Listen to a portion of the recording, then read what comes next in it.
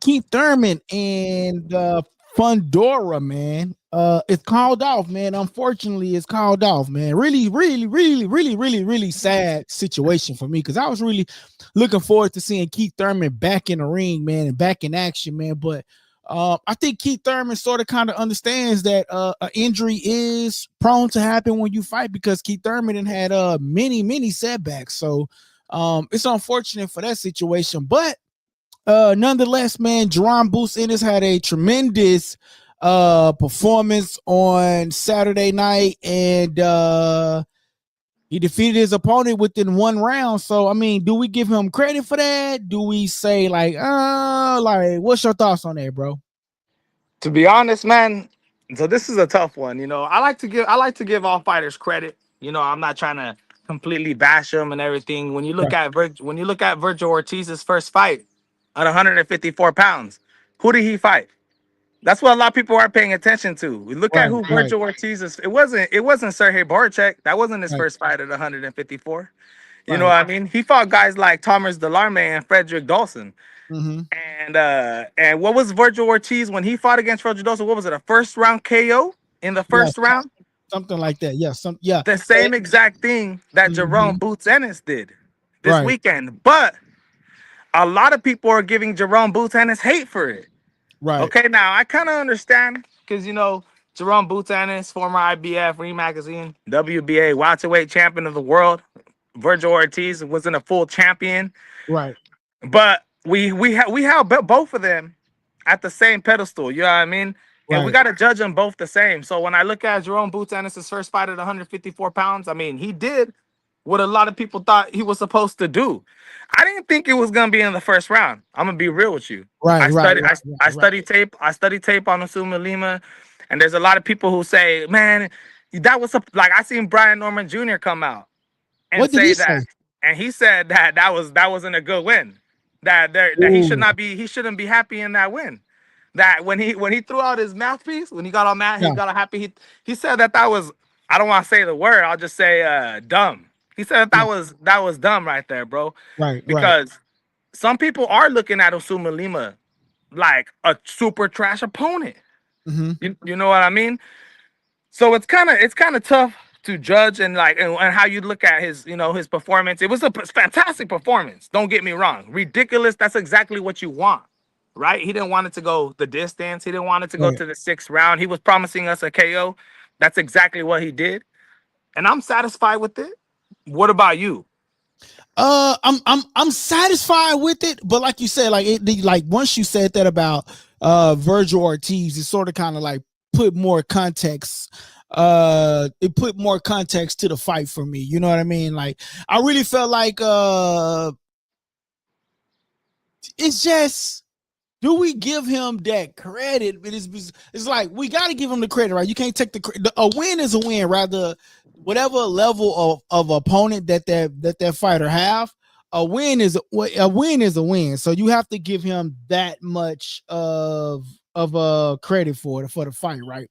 I think the thing is, a lot of people are saying like it's the level of fighter that he fought, and that stopping Lima too early could be looked at as like, oh, you were supposed to do that, Yeah, or it was looked like, oh, that was too easy of an opponent.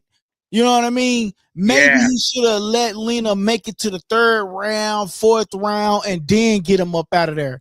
yeah. That's what I Let was him thinking. survive a little bit, because getting him out of there, like he literally just whitewashed him, bro. And it was like, why even train for 2 or 3 months if you was just going to go in there and do that? You see what I'm saying? Yeah. So that's the thing that I feel like a lot of people might be upset with him about going in there and getting a stoppage that early. And I completely understand, man. I mean, Usuma Lima, they were trying to hype him up. What is his record now? 14-2? 14, Yeah. 14. Yeah, he didn't have a lot of Yeah. experience. When I did some research on him, I think he started boxing at the age of 18. If Yeah. I'm not. So, like, when you look at it like that, then for sure, man, like, Jerome Boots Ennis should have never been in that ring with that opponent. right? That's right, like right. setting up a regional fighter here to get into the ring with Vergil Ortiz. What's Right, gonna it's like happen? me getting in there. Shit, Yeah, they will go in there and squash me like a bug. You feel you me? get first round knockout, first 10 seconds or Yeah, something, and then yeah, yeah. so I completely understand it, especially when the 154-pound division is super stacked. You know, you had guys like Josh Kelly, who I would have rather seen that fight than Usuma Lima. You know, they were trying Right. to set that up, but I remember Eddie Hearn only gave Josh Kelly 24 hours, literally 24 hours to answer to the deal. You know what I mean? I would have rather seen. I mean, they didn't send the offer to Jesus Ramos. They sent it to Abel Ramos. But even Abel Yeah, Ramos, I don't even think Abel's fought at the 154-pound division. I think it's a 147-pounder. yeah. And When we take a when we take a look at that fight, right, and we look at the landscape of we look at the landscape of, let's just say, hold on, I'm looking at this thing. If we look at the landscape of the 154-pound division now, man, are you excited? You know, now you got Boots that's entering in the division, but you got Vergil Ortiz that's been. How long has Vergil been in the division? I believe he's been in the division since 2023. Yeah. So do you think like, see, because I hate when fighters just now coming into the division, like Boo said, he feels good. He felt like he can go work out, right? Yeah. Versus Vergil Ortiz been in that division. Do you think like maybe he might be coming to an end in 154? And like if my whole thing is I just don't want Vergil to weigh in and he look like he's sunk in because he's been in the division for so long. Yeah, very true. You see Very what true. I'm saying? Yeah, very true. I think Vergil will be good. I think he'll be good, man. I think you know, when he fights against Erickson Lubin and he comes in and We we can see the tell. way We can tell then. we're gonna be able to tell, you know, how Vergil Ortiz is looking. You know, we don't want him fainting. We don't want him fainting and having to get to the hospital again. You know what I Yeah. mean? Stuff like that, like the last time. But yeah, man, I think he's gonna be good. But I'm excited for his fight with Erickson Lubin. A lot of people saying I'm that. excited. You know what? I'm excited for it too. My only thing is I want to be able to see him. Is 80. My only thing is I want to be able to see him. You know, I'm excited for him, but Erickson Lubin, you know, it's a good step up competition for him. You know what I mean? And for him Yeah, to go straight into the boost fights, that shows that Vergil isn't scared. You know what I mean? For him to go yeah, straight to the boost fights, because I think like Vergil really like when people was questioning him and stepping up his level of competition, his level of competition was stepping up was to Vergil was to Sergey Bayuchuk and then Madrimov, right? He watched. I think he did an outstanding job towards Madrimov, yeah, and yeah. like now Erickson Lubin. Then I think like another step up is the boost in his fight. So I agree with that, dude. I think Erickson Lubin, in my opinion, is that we're gonna see how he performs against Lubin, and I feel like the way how he performs against Lubin, we're gonna be able to see how he performs against Boots Ennis. As Right, in, right, Lubin's like a 50% of what Boots Ennis is. You know right. what I mean? But And Boots Ennis, I mean, Erickson Lubin's a dog, man. This guy's a dog. You know, he only has 2 losses on his record to Jamar Charlo when he was 23 back in I 2017. was so disappointed at that fight, bro. When he got hit and then he went straight down, bro. I was so disappointed at that fight, man. Yeah, So man. disappointed. And then he was able to get like what, a 6-fight win streak, beat Jason Rosario, and then he fought Fundora. Ooh, And can't then, nobody beat the Inferno, bro. Like hey, Sebastian Fundora is a dog, man. When his name come up on a contract, every fighter should automatically be like, who else is yeah, available? for real. And that's why I respect Keith Thurman for taking that fight, man. I know he needs a fight, but that's a deadly one that a lot of people don't want to get into, man. You know, Oh he's man, the tallest champion in boxing, and he is. he's the junior. He's a fucking junior middleweight division. I mean, Bro, and it's not even about just him being the tallest fighter to me. To me, it's about him being the tallest fighter, him having the longer reach, him just, bro, like you can be standing across the street and he just go like this and he go hit you. You know, like hey, street. Hey, have you ever played the old game Sega Street Fighter? Yeah. And it was like one character where he can kick you from a long way and he can punch you from a long way. Like that's who Yeah. Sebastian Fundora is. Like, but the thing Yeah, is, man. he don't mind getting in the pocket and banging with you. His volume is relentless, man. You know, he lets punches go Right. ridiculously, especially in these last couple of fights. He's been utilizing his height, and he's been using that jab a lot. He's been Yeah. flicking that jab out there every 3 seconds. Bah, Yeah. bah, bah. Yeah. It's been impressive. Hey, but one thing I'll tell you, man, is I was definitely gonna lay a bag on Keith Thurman. I swear, bro. I love Keith. Really? I I love don't Keith. bet against Sebastian Fundora, bro. Mm-mm. And I'm a big Sebastian Fendora fan too. But I just love the legacy. I just love Keith Thurman, what he's been about, representing, America, and just how he is at press conferences. You know, I know he's being extra sometimes, but he's trying to sell to the fans, and I respect that. And this was gonna be a great fight. This was gonna be a great fight, man. I could have seen some type of Brian Mendoza, type of moment where Keith Thurman just big left hook, boom, right hand, boom, overhand, right hand, down goes Fundora. Ah, Keith Thurman, like, oh my goodness. But Oh man. at the same time, that could have been his funeral fight. You know what I What was mean? his name? Brian Mendoza. That's the dude that beat Fundora one time, right? Yeah, that's the dude that knocked him out. Yeah, But he was getting beat up though. He was getting beat up though. He was getting beat up that whole fight, and then he just got lucky with that one lucky punch, bro. And Yeah. Erickson Lubin. I feel like because Fundora's there, and you could hit him with those overhand hooks. You know that. So, like, in my opinion, if Boots Ennis fought against Sebastian Fundora, I think Yeah. Boots Ennis knocks him out within 6 rounds.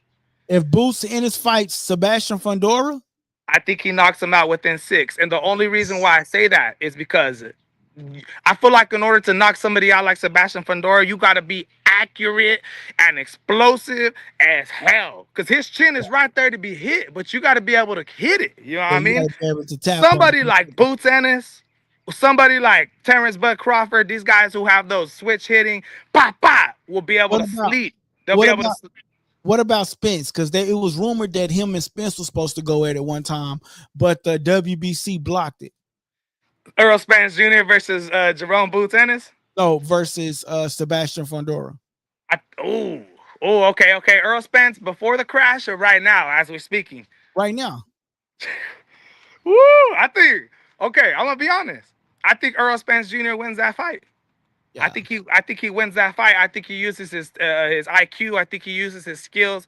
I think he stays behind the jab. I don't think he allows Fundora to get off as many punches as everybody else lets him get off. But I do think Fundora is a problem for everybody. I think it's a problem for everybody. Spence is my favorite fighter, but one thing that Sebastian Fundora does is he stays in the pocket. And if you stay in the pocket too long with Earl Spence, bro, he go attack that body. And goes. Yeah, exactly. I don't know though, man, because Sebastian Fundora, listen, when that fight got called off, I was happy. I was happy, bro. I didn't want to see Spence versus Sebastian Sebastian Fundora, bro. That's one fight that I did not want to see. I'm not afraid to see it. Say it like do you think? What about Vergil Ortiz versus Sebastian Fundora? Man, you know what? I see how he sort of kind of struggled with Sergey Boyachuk, and he's a tall fighter. Yeah. You know what I'm saying? So I just got to see what type of. But Vergil surprised the hell out of me when he went up against Madrimov. Yeah, he looked better. He looked better. So I don't know what different training he did. It'll be a good fight. But I got to ask you a question, though. Yes. So this fight with Boots Ennis and Sebastian Fundora, we really wasn't calling for this particular fight. This fight just sort of like came up and about, and like from the promoters. Oh yeah, Boots Ennis and Vergil Ortiz, and it's like, okay, I wasn't really calling for this fight. How exciting are you for this particular fight? Like, or do you agree? Like, is this something you was calling for, or is this something just like came out the blue for you too? Nah, I wasn't calling for Vergil Ortiz versus Boots Ennis. I know a lot of people were, even in the 147-pound division. I know people were calling for that, but I was more. I more was waiting for Boots Ennis to fight somebody like Terrence Bud Crawford. That's what my eyes was on the whole time when I seen Boots Ennis rising in the ranks. That's all I was thinking about was T Bud. Yeah. Virgil, now that they're in the 154-pound division, I feel like it's just been they just been cooking up all the Twitter beef that's been going back and forth. Yeah. They forced the public to want to see this fight. You know what I mean? And I agree with you because I'm a Virgil fan. And Yeah. one thing that I'll tell you, man, is my prediction for Vergil Ortiz versus Boots Ennis. I don't like to say it. I don't like to say it, bro, because I'm a Vergil Ortiz fan. But when I look at stylistically the matchup, I want to see Boots Ennis compete one more time in the 154-pound division if I can, to be Uh-huh. able to actually rate him against, somebody who's better, to be able to compare him to Virgil. But right now, if we're speaking right now, I think Boots Ennis got the skills, man, to be able to give somebody like Vergil Ortiz problems, man. Vergil Ortiz has like that Mexican style. I like to call him the junior Julio Cesar Chavez Sr. Yeah. Yeah. The way he comes forward and how he's just bobbing and ducking under those punches, that's how Julio Cesar Chavez would do it, bro. Yeah. And I like it. But the one thing is that he's there to be hit sometimes, even though he has great head movement, don't get me wrong. But like you said, Sergio Borchek, a tall fighter, was clipping him a bunch of times. You know what I mean? Dropped him one time in the eighth, and arguably dropped him one time in the first round. You know what Right. I mean? Say what you want to say about those knockdowns, but it doesn't matter if you're off balance or if it's not a real knockdown. If your hands touch the canvas, it's a knockdown. That's That's enough. how it goes in the sport of boxing. You know what I mean? And Yeah. but yeah, man, I think Boots Ennis gives Vergil Ortiz a lot of problems, man. I do too, And and I don't know if I'm really ready to see that fight, man. Honestly, man, I feel like Virgil is a good fighter, man. But when he went up against Sergey Bayuchuk, he sort of kind of like struggled, but he impressed me a lot when he went up against Madrimov. I thought he. And Mhm. I just don't know, bro. Like, but I think Boots is a heavy hitter. He's a tough guy. Like, he's a big guy. So I don't know how Virgil reacts to Boots Ennis doing these type of things. You know what I'm saying? Yeah, and Boots is defensively sound, man. I mean, when Yeah. you study him, And he's you really active. and he's athletic too. Yeah. Active, athletic, explosive. Yeah. You really got to look for your holes, and it's kind of tough. Like when you fight a guy like Erickson Lubin, in my opinion, I think It's a tune up for me. and you can hit him in the body. It's a good tune up. Lubin be having that high guard. He be picking up that high guard, and he be leaving himself open for those body Leaving shots. himself open. Yep. And I feel like you could see that. Like me and you, we could watch tape on Erickson Lubin, and we Right. could distinguish that, and we could work on that during camp, and that's what we could do. But against a guy like Boots Ennis, it's Yeah. a little bit tougher. Right. And before he fought against Boots Ennis is still, though, for him though, I still feel like I'm still iffy. The reason why is because when you seen him against Karen, right? And Yeah. you seen him even against what's his name? He fought David Avesanian too, right? Right. Some of these dudes were landing punches on Boots Ennis. Some Yeah. of them were landing punches on him. And in those days, I was like, man, like he's a hittable fighter. He's a Right. hittable fighter. But since he's fought Stanionis, and Stanionis was having some good rounds. Yeah, He I was think having some. My whole thing with Stanionis, bro, is that Stanionis was out of touch for some time, bro. So it's like, Yeah, and I don't think he was ever one of the best 147 pounders in the world. Like, what I was when they was trying to put him up against Spence, bro, I was like, dang. That's when he was good. You know what yeah, I'm saying? But Stanionis had been out the ring for some time, bro. And the thing is, you can be a great fighter, but if you're not active, then you can struggle. But the difference between Stanionis and Boots Ennis is that Boots Ennis had been active. You could call all his fights tune-ups. It doesn't matter. He was active. He had been actively in the ring boxing versus a Stanionis. He had been out the ring for 2 years and then come back and to fight a Boots Ennis. That's kind of tough. He that's should have been facts. having like a tune-up or two before the Boots Ennis fight. And then maybe we would have got a different Sebastian Fundora fight. That's facts. That's facts. And also when Boots Ennis fought against David Avesanian, that dude was on the layoff too. He'd already been knocked out by Terrence Bud Crawford. and then he had what 2 more fights and then fought him. And when you look at him, I think he only fought 2 times in 2 years, 2 times in 3 years before he fought against Boots Ennis. So, you know, the bag is out on that one. And then with this win over Osuma Lima, I feel like I didn't get to see enough yet to see if Right. he's still hittable. Because if he's as hittable as he was against Kieran, right, then I think Vergil Ortiz is going to hit him. I think he's going to land punches on him. I think he's going to push him up against the ropes, land that left hook, boom, pick it up, boom, hit him. But the question is, has Boots like leveled up his game so much now? I think Boots feel like he got Vergil Ortiz in a bag, bro. Like, I'm just saying, like, his demeanor and his y'all, I've been hearing all of that. Y'all go see, y'all go da. I feel like he got Vergil in the bag. Like Eddie Hearn too. And I feel like when Boots knocked out Lima, I think Eddie Hearn in his head, he got all wet. He got all. Damn.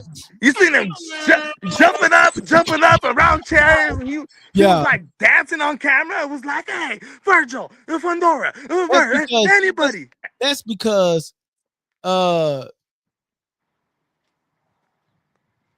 he probably feel like he has a fighter now. Facts. You know what I'm saying? He has a fighter now, like, because you got to remember his only fighter was what's his name? The UK guy. My mind went blank.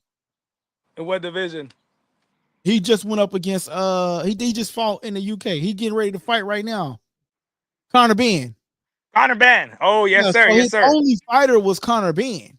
Yeah. You see what I'm saying? So now he feel like, okay, now I got me a good 154 pounder. You know what I'm saying? And Boots Ennis. But you know what I was thinking?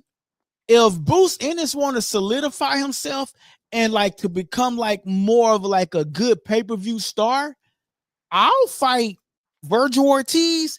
And after Vergil Ortiz, I'll go and fight Conor Benn. But I wouldn't fight Conor Benn in the US. I would go overseas and fight him, because overseas that's like football. Boxing is like football to them over there.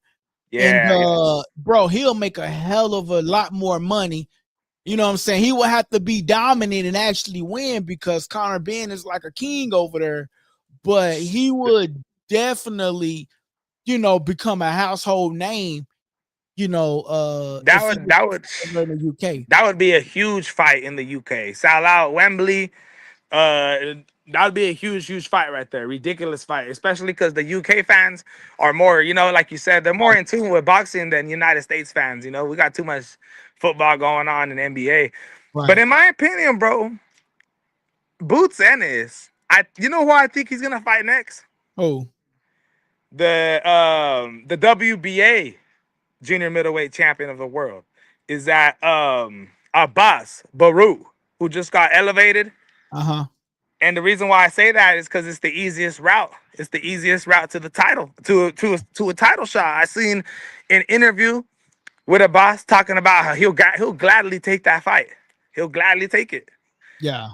And other than Xander Zayas, other than Sebastian Fundora, who, to be honest, I don't think neither of them will take the fight. I think nobody wants to hear that. Nobody wants to say, "Oh, Boots is like that's a fighter that Boots should fight next." Because that is not a fighter that Boots should fight next. I think the whole boxing world is going to be pissed off. Yeah, but I do think the way Boots moves and Eddie Hearn moves, if they're trying to avoid that big fight just for one more fight, you got Vergil and Erickson Lubin coming up. Yeah, get a title, easy money. He'll beat Abbas easy. So. Do you think we get Boots versus Charlo? That's up to Charlo, man. I think Boots Charlo gonna do it. I think Boots will do it. I think Charlo, if he wants to be glorious, if he wants to get back and own his division once again, get back all his titles again, and prove to the world that he is a Lionheart, which he's already done, But then I think 154 is really 154 has just become the new 147. You remember how 147 was so dominant? And we had Keith Thurman, we had Garcia, we had Sean Porter. Yeah. 154 is now like the gold division. But the Nah, thing is with Crawford, like Crawford is so smart. He says he's not going back down to 154. He'll go down to 160. So in Crawford's mind, I'm going to conquer 160. So all of these guys at 154, they go have to come and see me. See what I'm yeah, saying? I seen that. Yep, I seen that. I seen isn't Janabek gonna face Erislandy Laura, and it's very possible that Terrence Bud Crawford faces the winner out of them. Yeah. And This is Sebastian Fundora is rumored, and Keith Thurman is rumored to be now on the Eastside Pitbull Cruz and Lamont Roach card. What you think about that? I think that's pretty good. I feel like that's like a WrestleMania moment for boxing. You know what I'm saying? And it's by PBC, right? And it's by PBC. Yeah, that'd be like ridiculous. I've seen a lot of people saying that they should do that. They should do. And the thing is, now it's worth that $74+ that they asking for. But that's if Fundora could come back with his hand injury. You know what I mean? That's if he could come back. That's if he could come back. You know what I mean? Will you think he comes back? Because I tried doing some research and I seen Keith Thurman say something like it's possible. You know, I got done watching an interview with Keith Thurman. Keith Thurman said it's possible. You know what I mean? Yeah. And he's gonna stay active just in case, you know. I wonder if Sebastian Fundora got cold feet. Nah, he ain't got I believe he actually hurt, bro. I don't think Sebastian Fundora would do nothing like that. Nah, not Sebastian. Yeah, Fundora, bro. Like, I agree with you. He's too good of a fighter, bro. Now, if it was any of these other fighters, I'd be like, yeah. I heard that Shaquille Foster and Stephen Fulton was supposed to be moved. They moving him to the December the 6th card. Ooh, hey, what you think about Rolly going up against Pacquiao, bro? Hey, so I'm gonna tell you right now, Rolly's a friend of the channel, bro. I interviewed him, but really? Yeah. But I don't know if I like Rolly going up against Manny Pacquiao, bro, because Manny Pacquiao throw like a lot of punches in one burst. You know what I'm saying? Yeah. So Rolly would have to stop that and then just pow. Yeah. Rolly would have to put like a lot more combinations together. Like what's his name did? Mario Barrios against Manny Pacquiao. Yep, and he'll have to do more than what Keith Thurman did to Manny Pacquiao. That's a good fight, man. I like Manny Pacquiao, bro. He's one of my favorite fighters ever. So to see him come back and try to challenge somebody, I thought Mario Barrios that was down challenging somebody like that, but at the same time, I was like, he should beat somebody like Mario Barrios just from what I've seen Manny Pacquiao do in his career. Manny Pacquiao, to me, just trying to come back and get a title, bro. Like, yeah, but you didn't win. Right, you didn't win the fight with Mario Barrios, right? It was a draw, right? Yeah, it was a draw. So if it was a draw, why not go back and give us that same match again? Why because you're trying to go out. You're trying to go out. Shout out to Kevin, says salute. Oh man, I appreciate it. Hey, I'll be the old man. Hey, listen, but the thing is, why not go back out and then try to fight Mario Barrios again? No, you just trying to come up and get another championship because all the hard hitters are gone. All his threats are gone after 147-pound division. Yeah, that's facts, man. That's facts right there. If Raleigh could pick up his volume and, like you said, throw some combinations, but extend those combinations and move his feet a little bit more, put the pressure on Pacquiao, then maybe he'll be able to clip him once in a while. But like I agree with you, dude. I think Pacquiao might be just a little too fast with his inside and outside movement. You know, he's too explosive coming in, pop, and then getting out. Rolly's gonna have to. Yeah. Rolly got to set his feet. I think if Rolly wants to have a chance, maybe take off a little bit of those punches, and pick up your volume. You know what I mean? And that. You know how he'll be like, yeah. Grab Pacquiao, grab him, literally grab him. Throw him up against the ropes when he's trying to get out of it. When he's trying to circle around you, grab him. The thing is, with Pacquiao is he respect power. So if Rolly, because they say Rolly got bricks in his hand. Yeah, he hits hard for sure. The thing is, when Rolly hit Pacquiao, he's gonna have to throw like one hard punch, and then Pacquiao go respect it. Yeah, that's facts right there. Pacquiao respect power, bro. And if he respects it, and Pacquiao just fights from the outside. Yeah, I think he could beat Rolly Romero, man. I think that's a good stylistic matchup for I'm him. not rocking with my boy Rolly, man. Shout out to that boy Rolly. Bum, bum, bum, bum, But bum. Rolly could pull off a Marquez. You know what I mean? You know what I mean? Marquez caught him with Put him that to big sleep. right hand. Boom. Put him to sleep. That was one of the saddest losses of my life. When Pacquiao got knocked out by Juan Manuel Marquez, my whole family is Latino, and everybody was screaming in my face, grabbing me, like grabbing my shoulders, like like going. And I was just so sad, bro. I remember when I came home, I didn't even go inside my house. I sat down on the chair outside, and I started crying, bro. Yeah. I loved Pacquiao, bro. Growing up, that was my fighter. Like when I see Pacquiao, that's what made me want to be a boxer. He was the reason that I'm even talking to you in the first place. You know what I mean? So shout out to the legend Manny Pacquiao. But Raleigh's cool too, dude. I like the transition that Raleigh has been showing from being that brash guy, fur coats, to being loco, to being now an actually smart, good person, dude. You know, he reads the Bible every night, and I see him. I see him on Instagram. Yeah, he's real cool, real chill though, bro. He's actually real cool and real chill, man. They tried to count him out during that Riyadh season card, bro. In New York, bro. They tried to oh, Rolly, you just here for the show, you just here for the name. And then my boy Yeah. showed up and bow. You know what I'm saying? So And I feel like they're still trying to count him out. Like when they try to yeah, come out with that Ryan Garcia hand injury right yeah, after the fight. yeah. I feel, oh yeah, definitely. But the thing is with me, man, is like you know, Manny Pacquiao, I think Rolly is an easy opponent. And so Rolly gonna have to come out there and show him like, nah, you once ran this division. I'm now running this division. And Yeah, very true. 147, Rolly can really take it over, bro.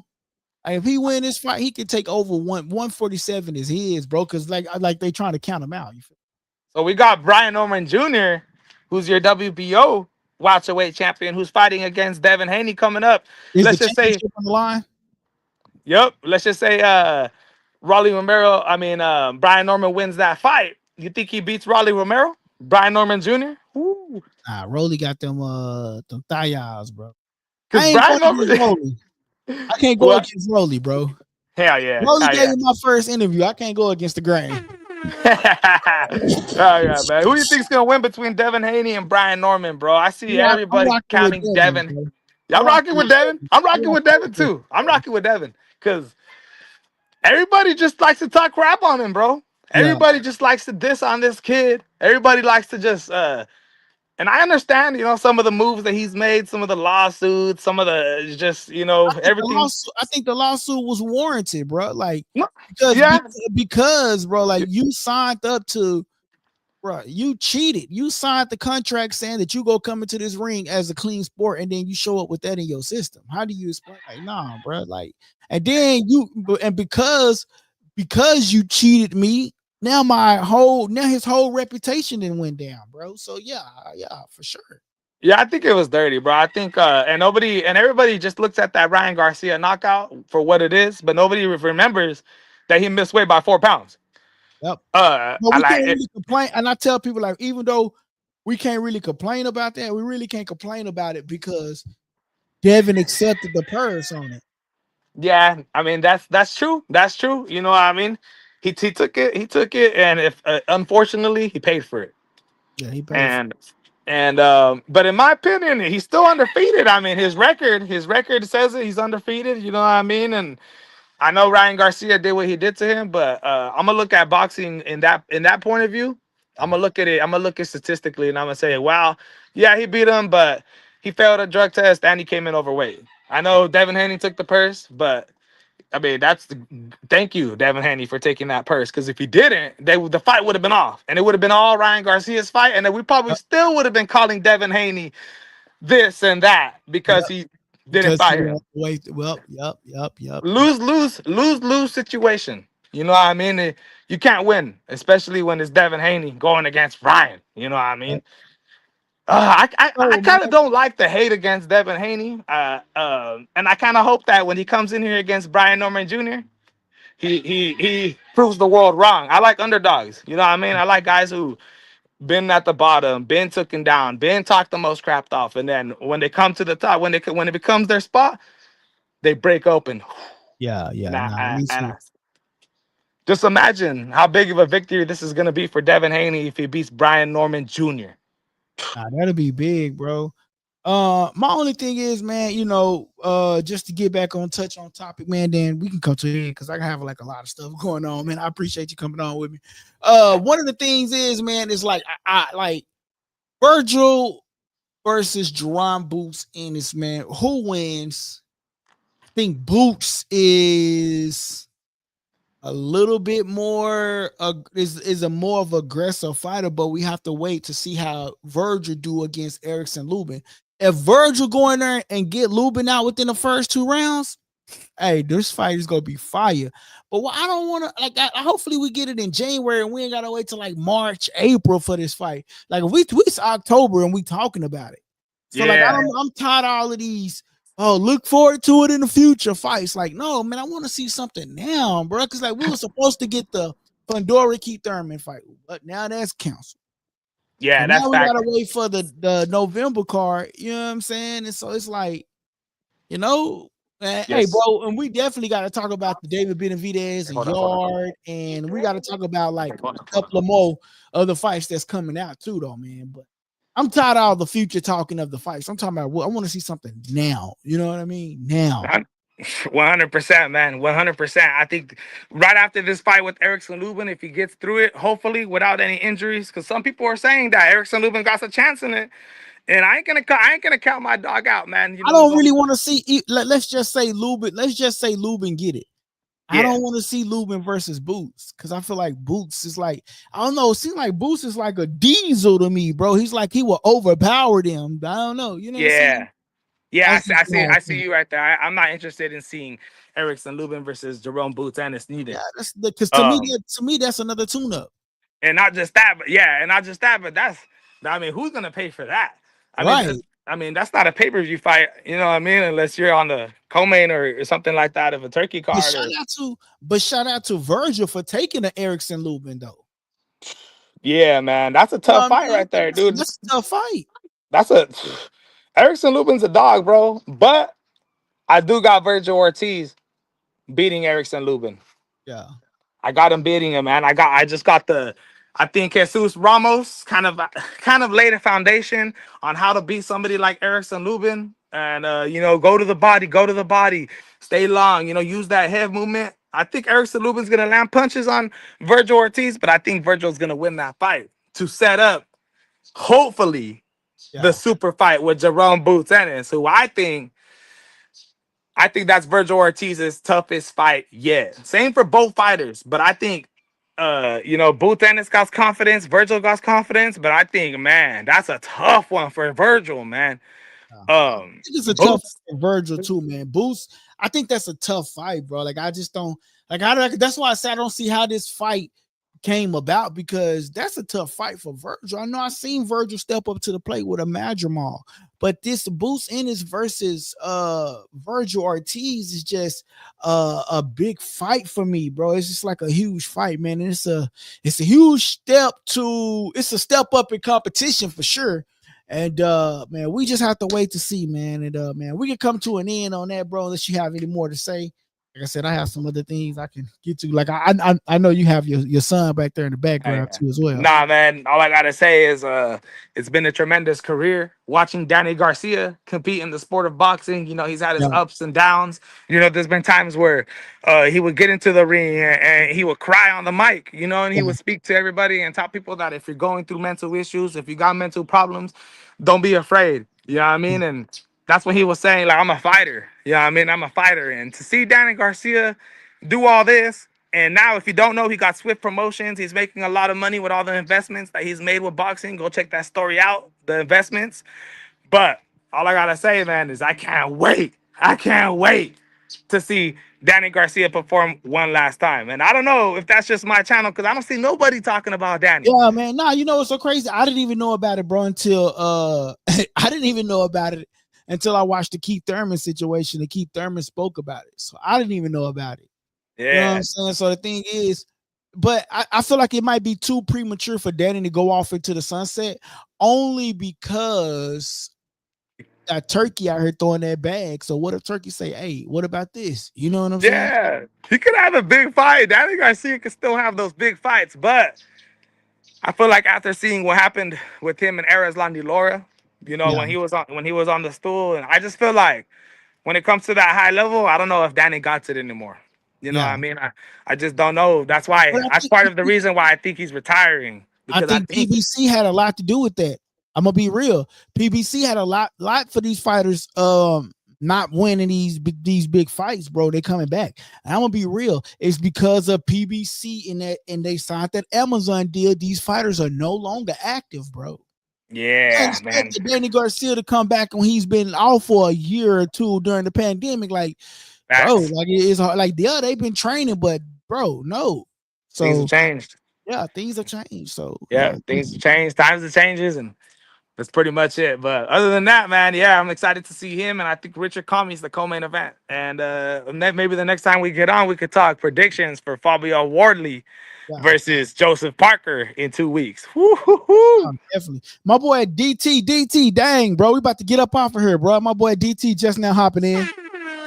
He says, Danny washed. Only thing left in him is cash grabs. Ooh, And damn. and I'm not gonna sit here and say like he's one of the best. There's a reason why he's fighting Daniel Gonzalez. So I'll agree when you say that he's washed. But why this man? Let's just forget about it. Let's just enjoy his last fight. This guy's put his life on the line over 30 times, and he could have died any one of those times. So I respect boxers, man. I respect them, even if they're trash, even if they're washed. I don't even care, dude. If everything that's going down with Adrian Broner, everybody shit. I hope Adrian Broner gets off his feet, man. I hope he gets some money. I hate everybody's hating on that fool. One I time he don't was think putting on, nobody hating on him. I just think everybody tired of his BS, bro. Like I yeah, think everybody tired of him, like being bro, done.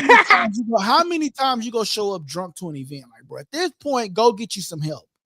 At this Yeah, point, where is his real friends at? At this point, yeah, bro, that's you know facts, what man. I'm saying? And That's stop facts. showing up to these fights saying that these people can't hit you when they knocking your tooth out your mouth. I'm just saying, bro. Marcos Maidana. Bro, I'm the biggest Adrian Broner fan, bro. Like I'm told, I got a picture with AB, but Yeah, AB as a fan, bro, I'm disappointed, bro, because he told us when he went up against the dude damn what's his name, bro, when he went up against Mr. Ric Flair, the fighter, blah blah blah. Blair Cobbs, when he went up against Blair Cobbs, he told us that he was going to show up. He told us that he'd been working hard at the gym. He told us that he was going to do all of this. And what did Adrian Broner do? He didn't show up. He didn't let his hands go. He didn't throw no punches. And for yeah, that, bro, it's sort of kind of like, bro, me as a fan, at some point, I have to turn that off. I unfollowed the guy, bro. So yeah. Too. I understand the frustration. I don't I want to see understand. him like that. So as a fan, Yeah, like, kind of yeah. switch on The him. only And I understand that too. As a fan, I completely understand it. The only thing that I try to do sometimes is I try not to think like a fan. I try to think like a realist, like somebody who's not judging him for his career, but somebody who's actually paying attention to his life and and the problems that And he that's the like you thing. said. That's Like the you said, thing. how I'm paying attention to his life, and I can't see him go through that no more, bro. So I got yeah. to turn the switch off on Adrian, bro. So yeah, man. Hopefully he gets better. That's why I hope Adrian Broner gets better, man. I'm rooting for all the fools that everybody says ain't. I'm rooting for all of them, man. Cause I'm the same way, bro. I was at the bottom too, and I was homeless at one time right here on the streets, bro. And people Yeah, were kicking at me and telling me that I would never fucking do anything. So yeah, dude, I get real invested in these guys' careers who are at the bottom. Like Danny yeah. Garcia, I made a whole video on him and shit just cause everybody forgets about these guys, and I like to be that guy that brings life into people who don't have life. You know what I mean? Right. Ain't nothing But wrong with from a fan point, I get what you're saying, man. I get what you're saying. yeah. Hell Some yeah, point we gotta hold these fighters accountable, bro. I'm just holding AB accountable. yeah, hell yeah. Especially if you're a big fan of him. You Yeah, know, like yeah. if Pacquiao started doing dirty things and maybe started saying, I don't know, racial comments or something like that, then yeah, you're right. Maybe I would not respect Pacquiao no more, and maybe I would never mess with him no more. Or if he started doing dumb things, you know what I mean? right. So yeah, I understand where you're coming from with that. But anyway, man, we're gonna get up off of here, man. I appreciate you for tapping in with me, bro. Yes, sir, Man, man. we gonna tune in tomorrow, man. I might tag in a couple more clips, man. And I got a whole bunch of clips from the last one I gotta post. Man, it just Monday. Listen, bro, this whole week has been hectic for you, boy. So I did try to come on today, though. So that's solid. He says nobody here is wishing bad on these guys. Shout out to my boy DT, man. Hell yeah, that's cool. We up out of here, man. I appreciate y'all for tapping in, man. I appreciate you, my boy. Yes, sir, man. Cool. Let me know when the next one's going, and we'll make some predictions. All right, I got you, man. All right, man. All right. Later. Hey guys, that part of the segment was called Subscriber Questions, and I hope you enjoyed the show. Don't forget to press the subscribe button if you haven't already subscribed, and don't forget to press the like button so everybody can participate in that, right? Press the like button, please. That helps the channel grow, okay? And listen, don't forget to press that subscribe button. Great show. Thank you, guys. It's your boy LD, and you tuning into Likeable Dialogue.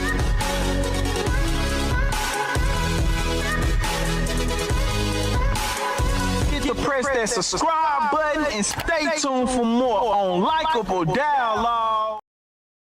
Hey man, appreciate y'all for tapping in with us, man. I'll be back tomorrow, man, and we'll go longer tomorrow.